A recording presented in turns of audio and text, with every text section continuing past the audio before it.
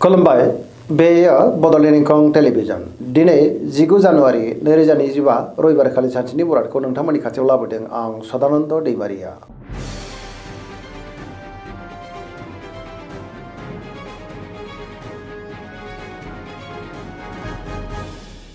सिगां फरायनो लादों मेष राशि गिबि हांखो अ ल दिनैनि साना जोबोर मोजां जेरावबो देरहासारगोन आरो सुथुरखौ दिनै गोरलैयैनो फेजेननोबो हागोन बयजोंबो गोरोबनो रोंगोन। सिगांनि बबेबा आद्रा खामानियाव मावफुंजानायाव गोसोआ दिनै जोबोर खुसि जागोन देहाया दिनै मोजाङैनो थागोन लोगोफोरनिफ्राय थोजासे हेफाजाब मोननोबो हागौ सोरबा लोगोनिफ्राय मोजां खौरां फैनोबो हागौ। रांखावरियाव मोजां बेफार फालांगियावबो मोजां होनजायो आयाबो दिनै बांनो हागौ नखराव बिसि फिसायनि गेजेराव अननानै फैगोन बिदा फंबायनिफ्राय हेफाजाबखौ मोननो हागोन। गुबुननि गोसोखौ गोरलैयैनो बोनोबो हागोन मोनफ्रोमबो खामानियानो दिनै गोरलैयैनो मावफुंजानोबो हागौ समाजाव मान मोनगोन सोरबा गोजाम लोगोजों बहाबा लोगो मोनज्लायनाय गोसोखौ दिनै जोबोर खुसि मोनगोन गोसोआ दिनै जोबोर खुसि जागोन लाइमोनफ्रा गावबा गावनि गोसोनि साननायखौ फोरमायलायनोबो हागोन पजिटिभ एनार्जिनि गोहोमबो खोख्लैनो हागोन।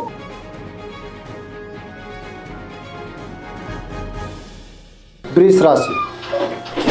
गिबि हांखो इ उ ब दिनैनि साना जोबोर मोजां गोदान खामानियाव दिनै आखाइ होजेननो हागोन सोरबा लोगोजों बाख्नाय जानानै गोसोआ दिनै जोबोर खुसि जागोन गावनि गोसोनि साननायखौ गुबुननो फोरमायनोबो हागोन मावनो लानाय खामानिफ्रा दिनै गोरलैयैनो मावफुंजानोबो हागौ समाजावबो मान मोननो हागोन रांखावरियाव जोबोर मोजां होनजायो बेफार फालांगियावबो दिनै जोबोर मोजां मुलाम्फा मोनगोन। नखराव बिसि फिसायनि गेजेराव अननानै फैगोन देहाया दिनै मोजाङैनो थागोन मोनफ्रोमबो खामानियानो दिनै गोरलैयैनो मावफुंजानोबो हागौ गोदान थांखि लानो रोंगोन सेंग्रा सिख्लाफोरा दिनै जोबोर रमान्टिक जागोन आरो गावबा गावनि गोसोनि साननायफोरखौ दिनै फोरमायलायनोबो हागोन पजिटिभ एनार्जिनि गोहोम गोग्लैगोन सरासनस्रायै दिनै साना जोबोर मोजां आरो मोजाङैनो बारग'लांगोन।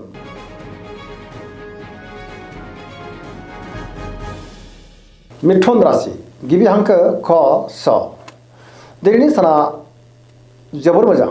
गोसोखौ जोबोर गोजोननाय मोनगोन मोनफ्रोमबो खामानिखौनो दिनै गोरलैयैनो मावफुंलांनो हागोन गोदान खामानियाव दिनै आखाइ होजेननोबो हागोन गोसोआ दिनै जोबोर खुसि जागोन बयजोंबो गोरोबनो रोंगोन देहाया दिनै मोजाङैनो थागोन रांखावरियाव जोबोर मोजां होनजायो आयाबो बांनो हागौ बेफार फालांगियावबो दिनै जोबोर मोजां मुलाम्फा मोनगोन नखराव बिसि फिसायनि गेजेराव अननानै फैगोन समाजावबो दिनै मान मोननो हागोन गोसोनि बोलोआ बांनोबो हागौ मावनो लानाय खामानिफ्रा दिनै गोरलैयैनो मावफुंजानो हागौ सोरबा लोगोनिफ्राय थोजासे हेफाजाब मोननानै गोसोआ दिनै जोबोर खुसि जागोन बहाबा हान्थियोब्ला दिनै जोबोर मोजां आरो मोजाङैनो हान्थिनोबो हागोन। लाइमोनफोरनि गोसोआ दिनै जोबोर खुसि जागोन गावबा गावनि गोसोनि साननायफोरखौ दिनै फोरमायलायनोबो हागोन फरायसाफ्रा दिनै फरायनायाव गोसो दुंखांगोन आरो मोजां फिथाइ मोननोबो हागोन।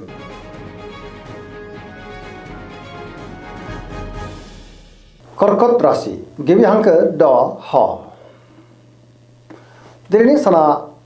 मोजां आरो गाज्रिनि गेजेरजों बाबेनलांनो हागौ गोसोआव गोनो गोथो साननायबो फैनो हागौ नेगेटिभ साननाय फैगोन गावनि गोसोनि साननायखौ गुबुननो फोरमायनो गोब्राब जानोबो हागौ सोरबा लोगोजों बाख्नाय जागोन अब्लाबो नाथाय नेगेटिभ एनार्जिनि गोहोमबो गोग्लैनो हागौ सुथुरनि गाज्रि नोजोर थानोबो हागौ रांखावरियाव मोजां अब्लाबो नाथाय खरसाया बांनोबो हागौ बेफार फालांगियावबो मोजां होनजायो नखराव दिनै अनलायनाय फैगोन समाजाव लोगो लेवा बांनोबो हागौ देहाया दिनै मोजाङैनो थागोन गुबुननिफ्राय थोजासे हेफाजाब मोननोबो हागौ फरायसाफ्रा दिनै फरायनायाव गोसो दुंखांगोन आरो मोजां फिथाइ मोननोबो हागोन सोरबा लोगोजों बहाबा दावबायनो एबा हान्थिनो खाबु मोननोबो हागौ।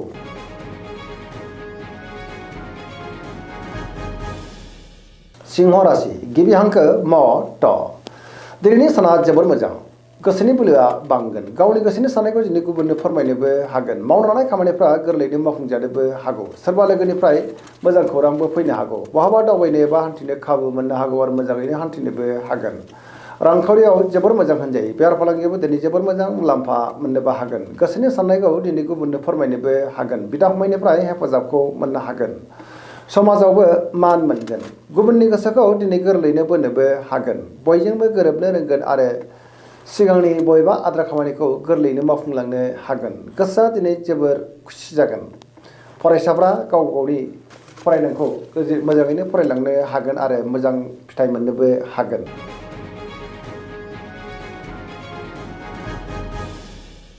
कन्या राशि गिबि हांखो फ ट दिनैनि साना मोजां आरो गाज्रिनि गेजेरजोंनो बाबेनलांनो हागौ गोसोआव गोनो गोथो साननायबो फैनो हागौ सोरबा सुथुरनि गाज्रि नोजोर थानोबो हागौ सांग्रां जानाया गाहाम गोसोआव गियाननि आंखाल जानोबो हागौ रांखावरियाव मोजां अब्लाबो नाथाय खरसाया बांनोबो हागौ बेफार फालांगियावबो मोजां होनजायो न'खराव अननानै फैगोन बिदा फंबायनिफ्राय हेफाजाबखौ मोननो हागोन सोरजोंबा नाथाय रायखोमा जानोबो हागौ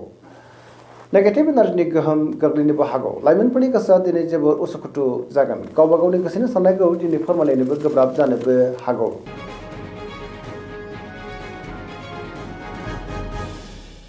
तुला राशि गिबि हांखो र ट दिनैनि साना जोबोर मोजां गावनि गोसोनि साननायखौ गुबुननो फोरमायनोबो हागोन गोसोआव गोथों आरो गोग्गो साननाय फैगोन गियाननि आंखाल जानाय नङा मावनो लानाय खामानिफ्रा गोरलैनो मावफुंजानो हागौ देहाया दिनै मोजाङैनो थागोन बहाबा हान्थिनो एबा दावबायनो खाबु मोननो हागौ आरो मोजाङैनो हान्थिनोबो हागोन रांखावरियाव दिनै जोबोर मोजां होनजायो बेफार फालांगियावबो जोबोर मोजां मुलाम्फा मोननो हागोन न'खराव बिसि फिसायनि गेजेराव अननानै फैगोन समाजावबो मान मोनगोन गुबुननि गोसोखौ गोरलैनो बोनोबो हागोन लोगोफोरनिफ्राय थोजासे हेफाजाब मोननोबो हागौ गोदान थांखि लानो रोंगोन सेंग्रा सिख्लाफोरनि गोसोआ दिनै जोबोर रमान्टिक जागोन आरो गावबा गावनि गोसोनि साननायफोरखौ फोरमायलायनोबो हागोन पजिटिभ एनार्जिनि गोहोम गोग्लैगोन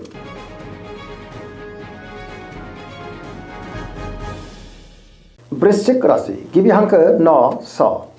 दिनैनि साना जोबोर मोजां समाजाव लोगो लेवा बांगोन गोबां मुंदांखा सुबुंजों लोगो मोनज्लायनोबो हागौ पजिटिभ एनार्जिनि गोहोम गोग्लैगोन बहाबा दावबायनो एबा हान्थिनो खाबु मोननोबो हागौ समाजाव लोगो लेवा बांगोन सोरबा गोजाम लोगोजों बहाबा लोगो मोनज्लायनानै गोसोआ दिनै जोबोर खुसि जागोन गोसोआव गोथों आरो गोग्गो साननाय फैगोन मावनो लानाय खामानिफ्रा दिनै थि समावनो आरो गोरलैनो मावफुंजानोबो हागौ गुबुननिफ्राय थोजासे हेफाजाब मोननो हागोन गोसोनि साननायफ्रा दिनै मोगथाङाव जाफुंनोबो हागौ गोसोनि बोलोआ बांगोन समाजावबो बयजोंबो मान होजागोन बिमा बिफानिफ्राय अननायफोरखौ मोननो हागोन न'खराव बिदा फंबायनि गेजेराव अनलायनाया बांनोबो हागौ रांखावरियाव जोबोर मोजां बेफार फालांगियावबो दिनै जोबोर मोजां मुलाम्फा मोनगोन आरो देहायाबो मोजाङैनो थागोन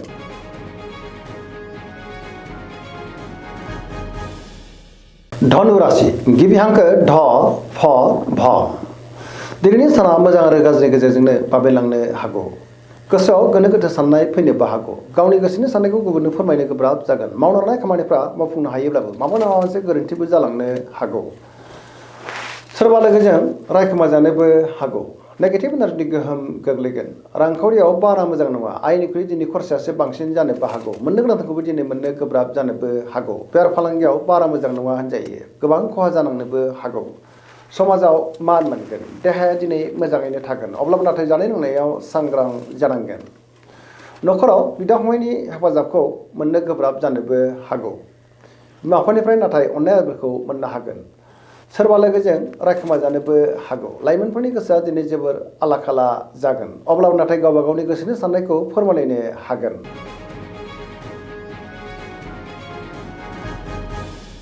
मकर राशि गिबि हांखो ख ज दिनैनि साना जोबोर मोजां गावनि गोसोनि साननायखौ गुबुननो फोरमायनोबो हागोन मावनो लानाय खामानिखौ गोरलैयैनो मावफुंलांनो हागोन रांखावरियाव जोबोर मोजां होनजायो बेफार फालांगियावबो दिनै जोबोर मोजां मुलाम्फा मोननो हागोन गुबुनजों मोजां सोमोन्दो लाखिनोबो रोंगोन मोनफ्रोमबो खामानिखौनो दिनै गोरलैयैनो मावफुंलांनो हागोन सिगांनि बबेबा आद्रा खामानिया मावफुंजानायाव गोसोआ दिनै जोबोर खुसि जागोन गोदान खामानियावबो दिनै आखाइ होजेननो हागोन न'खराव बिदा फंबायनिफ्राय हेफाजाबखौ मोननो हागोन बिमा बिफानि अननायफोरखौ दिनै मोननो हागोन सेंग्रा सिख्लाफ्रा गावबा गावनि गोसोनि साननायखौ फोरमायनो हानानै गोसोआ दिनै जोबोर खुसि जागोन फरायसाफ्रा फरायनायाव गोसो दुंखांगोन आरो मोजां फिथाइ मोननोबो हागोन आरो पजिटिभ एनार्जिनि गोहोम गोग्लैगोन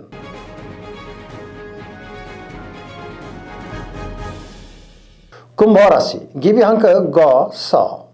दिनैनि साना जोबोर मोजां गावनि गोसोनि साननायखौ गुबुननो फोरमायनोबो हागोन मावनो लानाय खामानिफ्रा गोरलैयैनो मावफुंजानोबो हागौ थि समावनो खामानिफोरखौ मावफुंनो हानानै गोसोआ दिनै जोबोर गोजोनगोन समाजाव बयजोंबो मान होजागोन गोबां मुंदांखा सुबुंजों दिनै लोगो मोनज्लायनोबो हागौ बहाबा दावबायनो एबा हान्थिनो खाबु मोननो हागौ आरो मोजाङैनो हान्थिनोबो हागोन रांखावरियाव मोजां होनजायो बेफार फालांगियावबो दिनै जोबोर मोजां मुलाम्फा मोननोबो हागोन देहाया दिनै मोजाङैनो थागोन न'खराव बिमा बिफानि अननायफोरखौ मोननो हागौ गुबुननि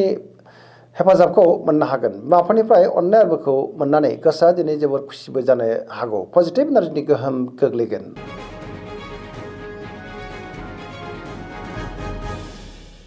मीन राशि गिबि हांखो ड स दिनैनि साना मोजां आरो गाज्रिनि गेजेरजोंनो बाबेनलांनो हागौ गुबुननि थाखाय नाङा फाङा जेंनायाव गोग्लैनांनोबो हागौ सोरबा लोगोनि हेफाजाबखौ मोननो गोब्राब जागोन सोरजोंबा रायखोमा जानोबो हागौ नेगेटिभ एनार्जिनि गोहोम गोग्लैनोबो हागौ। देहाया दिनै मोजाङैनो थागोन, अब्लाबो नाथाय जानाय लोंनायाव सांग्रां जानांगोन। रांखावरियाव बारा मोजां नङा, आयनिख्रुइ खरसायासो बांसिन जानोबो हागौ। बेफार फालांगियावबो दिनै बारा मोजां नङा होनजायो। न'खराव अनलायनाय फैगोन, सोरजोंबा नाथाय रायखोमा जानोबो हागौ। लाइमोनफोरनि गोसोआ दिनै जोबोर रमान्टिक जागोन, गावबा गावनि गोसोनि साननायखौ दिनै फोरमायलायनोबो हागोन। फरायसाफ्रा फरायनायाव गोसो दुंखांगोन आरो मोजां फिथाइ मोननोबो हागोन। धोरोमारि बिथिङावबो गोसो दुंखांनो हागौ। दिनैनि राशि फरायनाया एसेनोसै। जोबनायाव बेखौनो खावलायो जाहाथे नोंथांमोना सानफ्रामबो जोंनि बे बड'लेण्ड इंखं टेलिभिजनखौ नायबाय थायो आरो साबस्क्राइब खालामो, लोगोसे लाइक खालामो आरो शेयार खालामो। एसेनोसै, गोजोन्थों।